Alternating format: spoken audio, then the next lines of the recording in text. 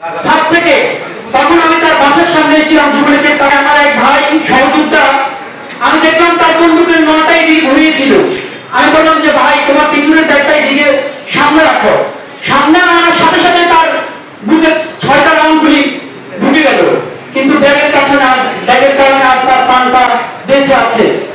পরবর্তীতে দুটা লাশ পড়ে গেল। সচক্ষে দেখেছি। আমি 1971 সালের মুক্তিযুদ্ধ দেখি যাই, কিন্তু জুলাই বিপ্লবের 5 আগস্ট লক্ষ্মীপুরের কাণ্ড দেখেছি। আমি ঘুমাইতে পারি না। আমি ভাত খাইতে যাইতে গেলে আমার সবসময় তাদের কথা মনে পড়ে, যারা আমার সামনে গুলি মৃত্যু হয়েছে আমার সাথে, আমার মাথায় কোনো রক্তক্ষরণ হচ্ছে। আমি জেলা প্রশাসক স্যারকে বলতে চাই যে আপনারা আমাকে যে আশ্বাস দিয়েছেন, এখানে গণমাধ্যম কর্মী ভাইরা আছেন সবাই, এবং আমার সকল আহত এবং নিহত শহীদ পরিবারের ভাই বোনেরা আছেন, আমরা ওই দাবি জানিয়েছিলাম যে যাদের চিকিৎসার জন্য বাইরে প্রয়োজন হবে সুচিকিৎসার জন্য, তাদেরকে দ্রুতই আপনার যেন বিদেশে প্রেরণ করা হয়।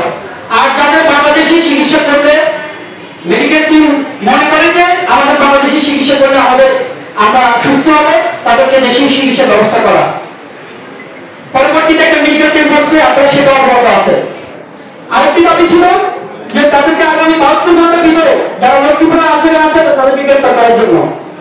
এবং আমাদের আরেকটি মূল দাবি ছিল যে আমার শহীদ পরিবারের মা ও বোনদের ইজ্জত এবং জীবনের নিরাপত্তার জন্য তাদের বাড়ির দরজাতে একজন পুলিশ কনস্টেবল অথবা পুলিশ সিপাহী নিয়োগ করার জন্য। আমরা সেটা এখনো পাই নাই। পেয়েছেন আমার শহীদ পরিবারের মা ও বোনরা বলতে পারবেন আপনাদের বাড়ির দরজাতে গেছে? আমরা চূড়ান্ত দাবি জানাচ্ছি যে এটা যেন এই সমাজসভা থেকে কার্যকর করা হয়। এটা শহীদদের রক্তের বিনিময়ে আজ এখানে দাঁড়িয়ে কথা বলতেছি। আপনারা সমস্ত সুস্থ পরিবেশ পেয়েছিলেন। এখানে অনেক রাজনীতিবিদ নেতারা আছেন, আমি তাদেরকে শ্রদ্ধা জানাই। রাজনীতি করবেন জনগণের জন্য, রাজনীতি নিজের পকেটের জন্য নয়। গত 2 তারিখে আমরা লক্ষ্মীপুর প্রেসক্লাবে একটি বৈঠক করেছিলাম, অনেক রাজনীতি নেতাদের সাথে কথা বলেছিলাম। একজন রাজনীতিক নেতা আমাদেরকে অনুমান করেছিলেন শহীদ আপনার পরিবার সম্পর্কে আপনার কতটুকু ধারণা আছে। আমি বলতে চাই আপনার কতটুকু ধারণা আছে। সে পৃথিবীর মায়া ত্যাগ করে চলে গেছে, তার পরিবারকে অসহায় করে গেছে। আপনার কি চান আমাকে স্পষ্ট করে বলবেন, আপনার কি চান? রাজনীতি মানুষের জন্য, রাজনীতি পকেট ভরার জন্য নয়, রাজনীতি নয়। আমরা এই নোংরা রাজনীতির জন্যই আমরা মাঠে লেগেছি। নোংরা রাজনীতি থেকে পরিত্রাণ পাওয়ার জন্য, জনগণের ন্যায্য অধিকার বুঝিয়ে তাদেরকে হাতে ধরিয়ে দেওয়ার জন্য।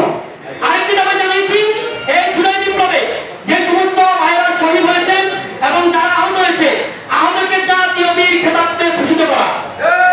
আমরা সেটা স্বীকৃতি চাই। এবং প্রত্যেক জেলার প্রতিটি আপনার প্রশাসনিক কার্যালয়ের সামনে আমরা বলছি, মূল ফটকের সামনে আমাদের সেই আহত ভাইদের জাতীয় বীর খেতাবে ভূষিত করে তাদের নামের লিস্টে টানিয়ে রাখার জন্য। আপনি কি চান না?